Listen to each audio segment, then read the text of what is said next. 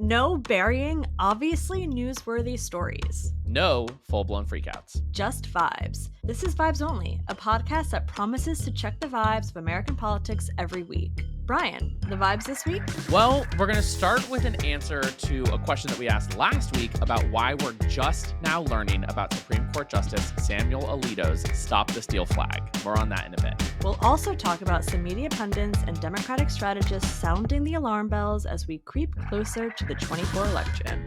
Then we have to talk about Trump's public posture as we get closer to a verdict in the one criminal trial that we're going to get before the election. All of that before we pull up our group chat, play an It's Giving, and leave you with a good vibe. Let's get into it. Brian, we have some breaking news. Relatively breaking news. Breaking news. It's kind of breaking. You texted it yesterday because last week on the pod, I had the question of if this photo of Justice Alito's house with the upside down flag, which is a hashtag trademark of being an insurrectionist, was flying during January 6th, post January 6th, shouldn't we have known about it 3 years ago when this photo was taken? Cut to the Washington Post. They had the photo 3 years ago, and they decided that it was not worth reporting on. Wild to me how anyone could come to that conclusion. But yeah, apparently the entire staff of the Washington Post did just that. When someone handed them this photo, they then went to Alito's house, spoke with Alito and his wife. They confirmed that it was their flag that they had been flying upside down. They had like a really sort of contentious interaction with them. And then they buried the story. Interesting. Yeah. And now we have it coming out, right? 6 months before the election, when the Supreme Court has already been really put to the limit in terms of its legitimacy. And we talked about that last week with Clarence Thomas's wife, with overturning Roe after the same justices had said that it was settled law during their confirmation hearings. Lots of scandals around. I shouldn't call them bribes, but like functionally bribes with lots of money flowing into Clarence Thomas's world and network. Like the RV. all the RV, all of these things sort of cropping up at the same time. And then now we just get to add this to the top of the cake because WaPo didn't think that it was worth talking about. I don't know how you come to that conclusion. The senior managing editor, Cameron Barr, related to Bill Barr? No, he's not related. That's misinformation. But conveniently, they have the same last name. They felt they shouldn't do a single slice story about the flag because it seemed like the story was about Martha Ann, aka Mrs. Alito, and not her husband. And now they're saying, in retrospect, he should have pushed harder for the story. And yeah. You should have. You should have. Yeah, Cameron Barr. I think that really hits on something that we didn't go deep on last week, but that I got comments online about, which is we also just can't accept that all of these things being attributed to the wives are just the wives, right? The idea that, because it was Mrs. Alito, it's actually not news, is putting a whole lot of trust in the guilty parties here who are flying the flag of like, they're telling me that she did it and that he wasn't involved. And it's like, well, of course they're going to say that, right? We have no way to know whether that's really true. And so we honestly need to be treating this like crisis that it is, because I think that this is worth broaching the subject of resignation. Like I, as an American, won't feel confident in decisions that Alito makes moving forward on lots of different issues that are going to come before the court. And so do I think he's going to resign? No.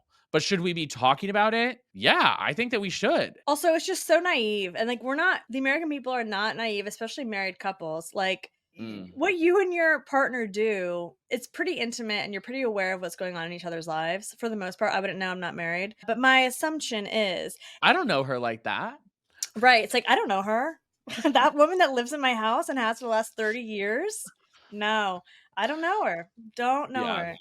So we definitely can't let up the gas pedal on this one. I want answers, and we need reporters who are going to be pushing for some transparency so that we don't have Alito deciding whether or not Trump is going to be held accountable for what he did on January 6th. If Alito was like having FOMO that he wishes he was in horns inside the Capitol Yeah. instead of in a robe at home.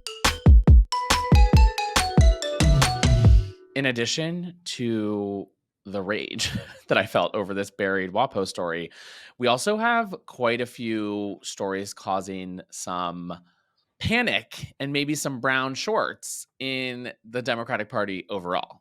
Brown shorts as in people are pooping their pants? Absolutely. Okay. People are shitting themselves. What's being referred to by Politico as a full-blown freakout within the Biden ecosystem, because there's really not been the shift in Joe Biden's favor that a lot of political strategists have been expecting to see over the last few months. I wonder And why. it's really, I mean, true, right? And let's get into it. But I think it's creating just a lot of uncertainty and anxiety among anyone who does not want to see Trump in office come November. Yeah, because by the way, that's the most uncool thing is to have Trump be reelected or elected in November because you felt like it wasn't cool to care about reproductive rights, democracy, etc. Who and the candidate just happens to be a at times cool but pretty old guy, Joe Biden. So hopefully more people will come around to that as we get closer to the election. And I'm sure as we get closer to the election, we will be talking about the Middle East and what's going on there and how a vote for Donald Trump or a not vote is essentially a vote for Netanyahu, which is not great for human rights, period. Totally. Then we had the New York Times come in with this story about how voters are pretty tuned out at the moment and how that's actually benefiting Trump. Yeah, I read the article in the failing New York Times, and I, what I will say, we're both Democratic strategists in our own way. There is good information in this article about how much education needs to be done about the wins of the last 3.5 years.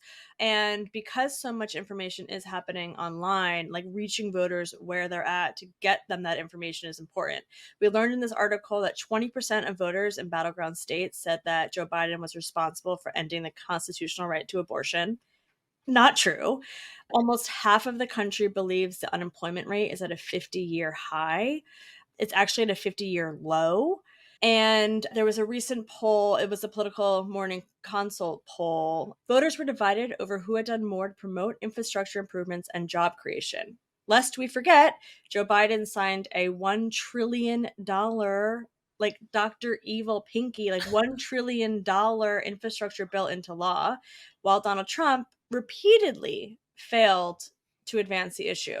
So that just shows a deep fissure in information that's in the American electorate and something that Democrats need to get on.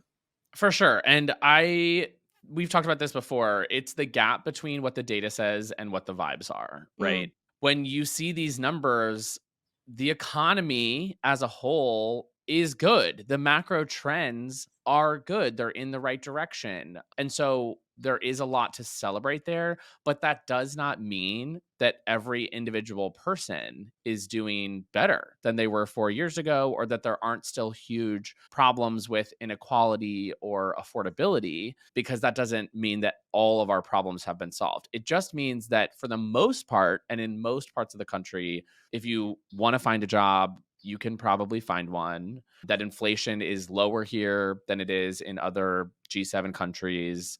G7. Okay, go off, G7.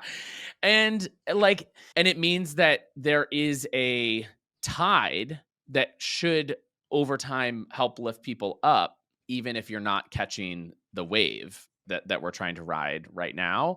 But that's not much of a consolation prize for people if you're struggling to afford your Totally. rent. And I get my rent's gone up literally 25% in 2 years. And No. yes, yes. And so I fully get the frustration. And I think that a lot of people are just now understanding that having three really great jobs reports in a row or inflation tick down to 3% isn't going to magically solve all of Joe Biden's electability problems. And there's a ton of work to do between now and November to make sure that we avoid a second Trump administration.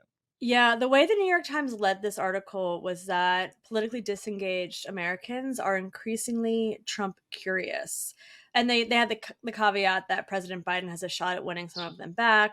And they continue to talk about the importance of TikTok and digital media in full and reaching those voters where they're at. So Dan Pfeiffer, in his newsletter, The Message Box, talked about how TikTok is helping to elect Trump. I've seen it firsthand. I'm more on TikTok than you are.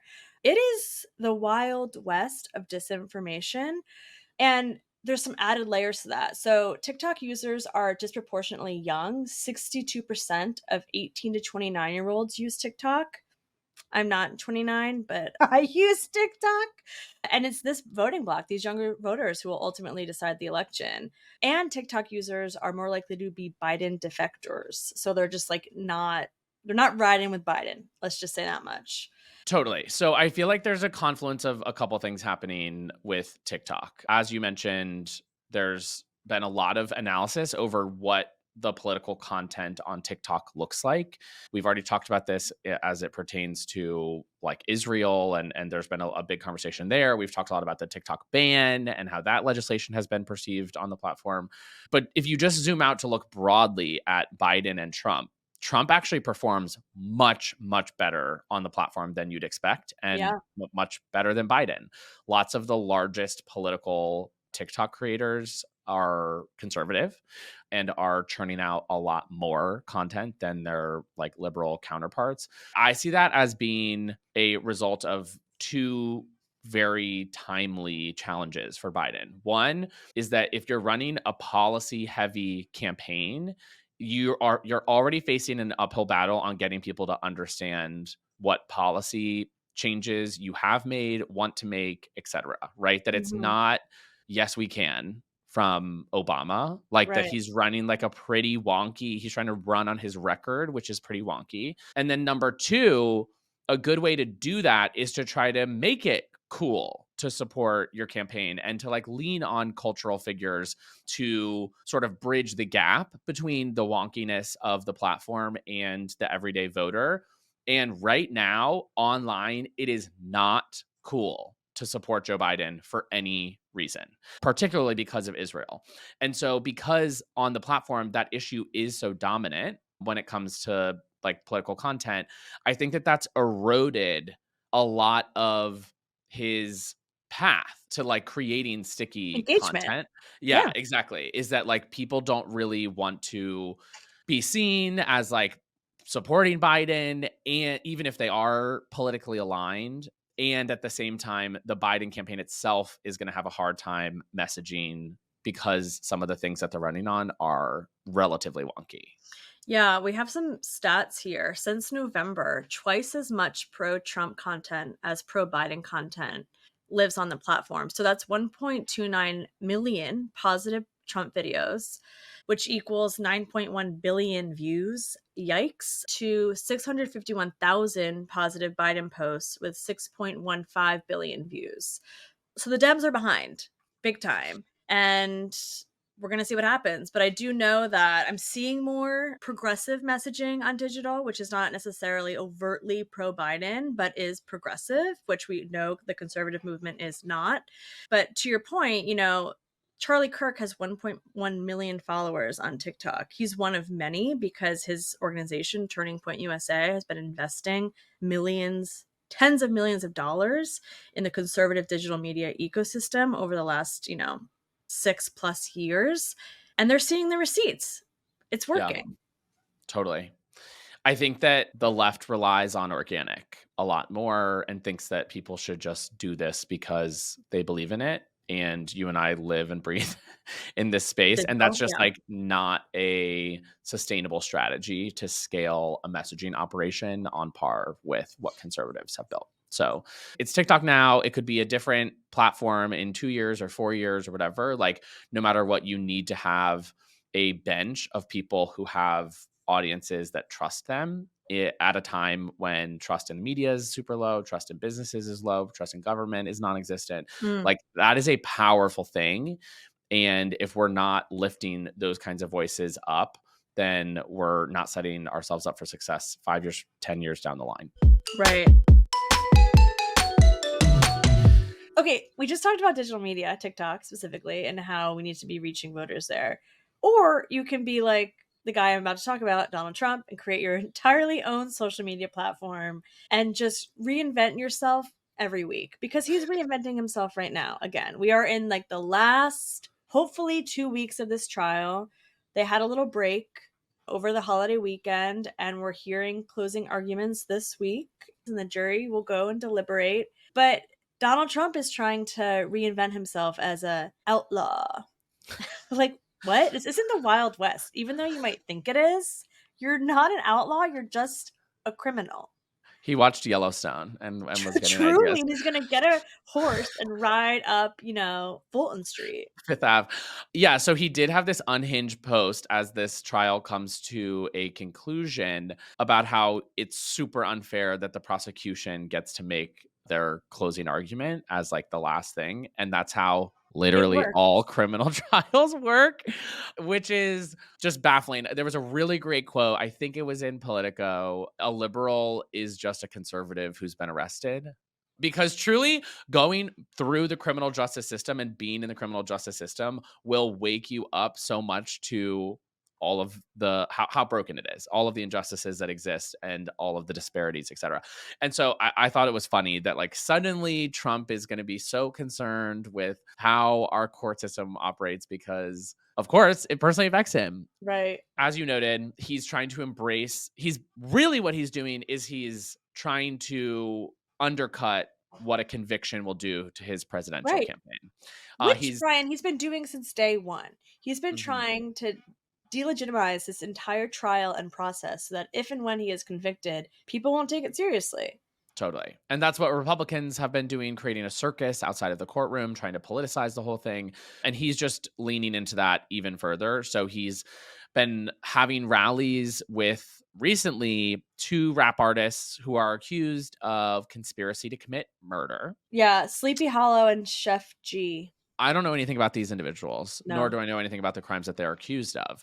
But what we can say is this is really out there behavior compared to most presidential campaigns who have really intense scrutiny on anyone who would appear with the candidate. I've Right. literally been a part of campaigns or been connected to campaigns that have turned people down because of like a single tweet, right? That they Mhm. couldn't have a photo with the candidate because of a single tweet that they put out, let alone have like pending criminal charges against them for something as serious as that. So it is really wild that he is fully embracing this strategy. And I don't know where that really ends, right? Here's my thing, Brian, is that he's always played this like law and order card. And he said that he could shoot someone on Fifth Avenue and get away with it. The Supreme Court trial, they're basically saying that he has full immunity, presidential immunity for January 6th or any crimes. And we've talked like ad nauseum about like what those crimes are that like his lawyer said that he could do, like assassinate someone, literally. And now he's leaning into this outlaw image and also like selling merchandise with his mugshot on it. So it's like, what are you doing? Truly, what are you doing? It would be great if this experience turned Donald Trump into a justice reform advocate who like wanted to push for like all sorts of really important changes that our justice system desperately needs. But that you hit the nail on the head. Like it's not going to do that. He's not actually for meaningful substantive improvements to the system. He's for No, anything that benefits him. him. And so this is about what benefits him politically, what benefits him financially, and how he can use this entire thing to try to enrich himself and put himself back in office. Yeah, let's see what happens. I don't know how long the jury is going to deliberate. They start this week. Ideally, by Friday, end of day, we're good to go. We know what's going on and we can move on with our lives either way and like pick up the pieces. But I don't know. I don't know how long it's going to take. It's really crazy that it doesn't feel like it's that big of news that we could have a conviction in the next day or two, potentially, of for the first time in American history of a former president. And that's a really big deal. I don't think he's going to get convicted. In this case, oh, let's talk about that. Okay, wait, rewind. I'm This is just sorry. okay. I'm not a lawyer. I did take the LSAT. That's as far as I got. But I Claim to was listening fame. to NPR this morning, and they were really, I think the defense was really able to poke holes in Michael Cohen in a way that might ultimately benefit Trump. And remember, it's 34 felonies. So my gut was like, there's no way he's convicted for the umbrella of 34 felonies. I hope to be wrong, but my aura was like, maybe one or two or three. I think it's like, it's really hard to prove without a reasonable doubt that someone did something. I do not think he will be convicted on all charges, but I also do not think that he will be acquitted of them all either. There are several charges there that you do not need to hinge on Michael Cohen Right. in order to believe that they've been proven beyond a reasonable doubt. The numbers are all there. No one's disputing sort of like that the payments happened. I think that enough of the evidence is like empirical that Fact I based. Yeah. that I do believe they will be able to convict on several counts. If he is acquitted on all charges, I think that we should expect there to be a huge political backlash, that all of the cases against him will be politically like weakened as Yeah. a argument as to why he should not be president, and he will look like a victim, which is at the very core of his campaign and has been since 2015, is victimhood. And we should be really concerned. We should like I will be very concerned about what polling and what like direction voters are moving in next week if he is acquitted on all charges. So another big political event happened this weekend with maybe not so big of ramifications, and that was the Libertarian Party convention, where they selected the Libertarian nominee for president. Did you see their logo, by the way? I don't think I do know what the Libertarian logo is. It looks like Hot Topic designed it. Well, they did have one very special guest at the Libertarian Party convention, Donald Trump, who was apparently not receiving the warmest welcome. The Libertarian Party should nominate Trump for President of the United States. Whoa. That's nice. That's nice. Only do that if you want to win. If you want to lose, don't do that. Keep getting your 3% every 4 years. We saw a lot of applause for the president.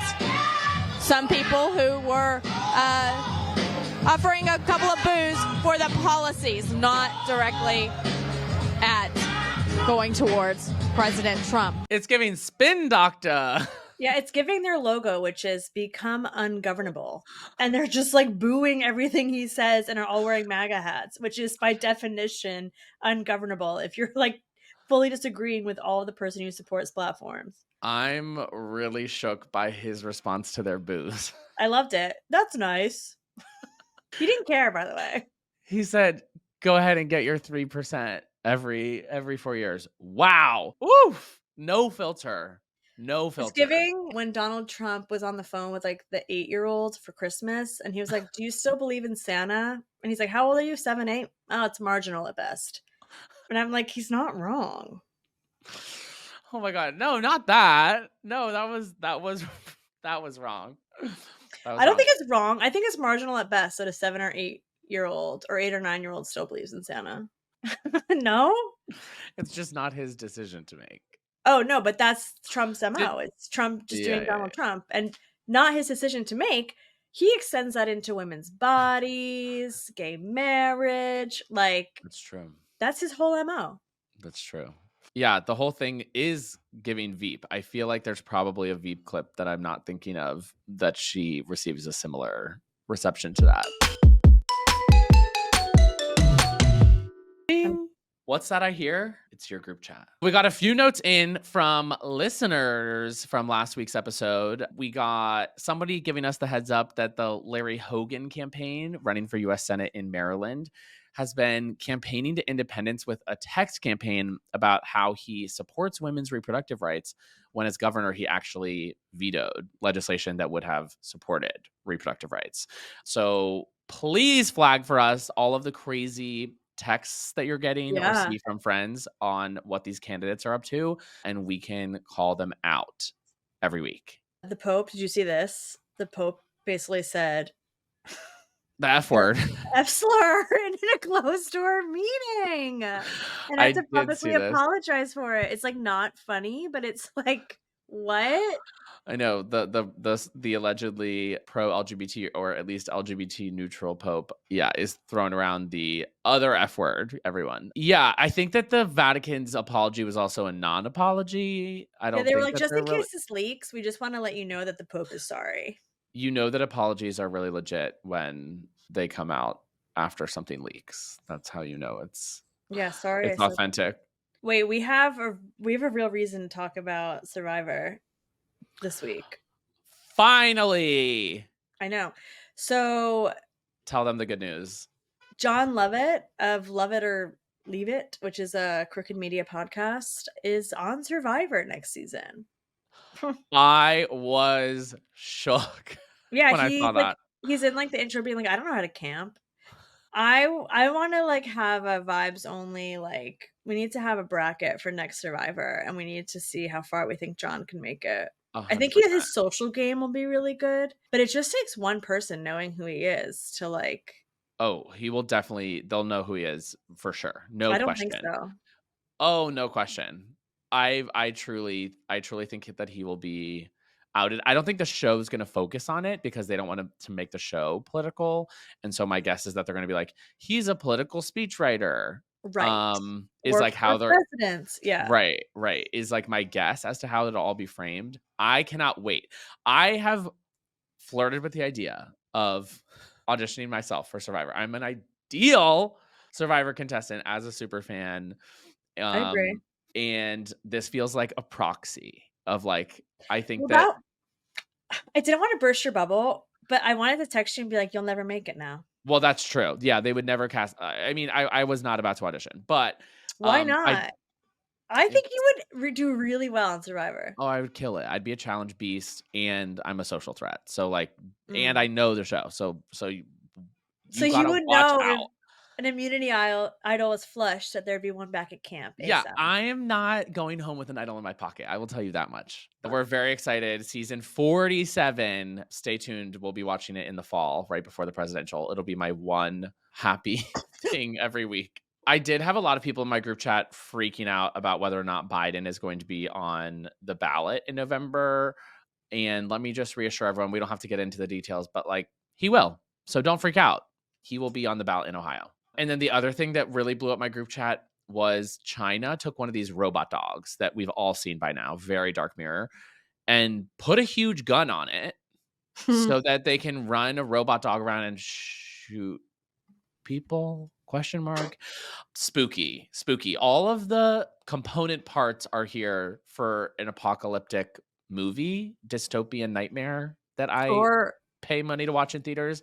We have robot dogs. We have AI that's like kind of out of control and suggesting crazy things to people. And now we're just weaponizing it all. So I'm sure nothing could go wrong. You know what was big in my group chat, which I will leave with the vibes only audience to think about and potentially text us because I want to know your answers, was we posed a question to one another of what historical event, if you could time travel, what historical event would you go back to stop? I mean, kill Hitler. That was one person's. Someone else's. I had just recently watched a CNN documentary on the Challenger. I just watched that. So I said I would go to NASA and I would say, we got to take these foam issues seriously. I would pay all of my money to watch that conversation happen. As a time traveler? I would give literally anything to listen to you convince NASA. Rocket scientists? Yeah. That would be so iconic. Oh, because wow. I would convince them. So another friend had like, I would tell, this was actually funny. She said, I would tell the settlers that the British were coming. And I was like, well, someone already did that, Paul Revere. What? Yeah, so vibes only. Have a think, because it's a really interesting thought experiment of like, if you could intervene, knowing that like, you know, there's some like controls of like the world wouldn't explode or you wouldn't like end civilization as we know it, but like if you could, what would you do? Okay, Glennis, I like this. This can Mhm. be our group chat question of the week.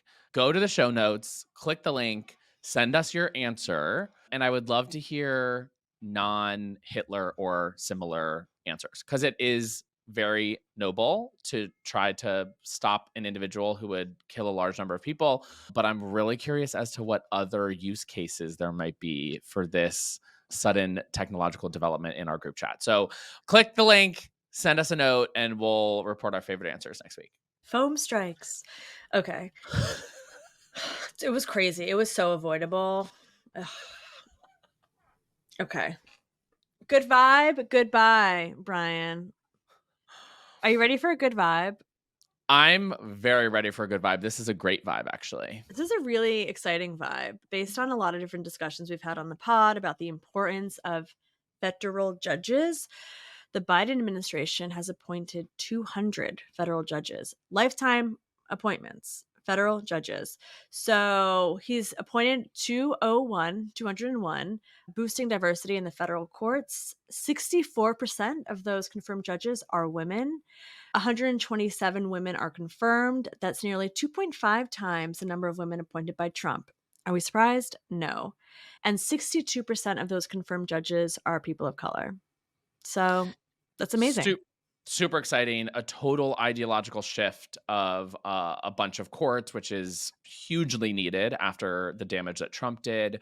And this will seriously outlast, Survivor reference, the Biden administration and how long he'll actually serve in office. So this could be one of the most important things that he does as president.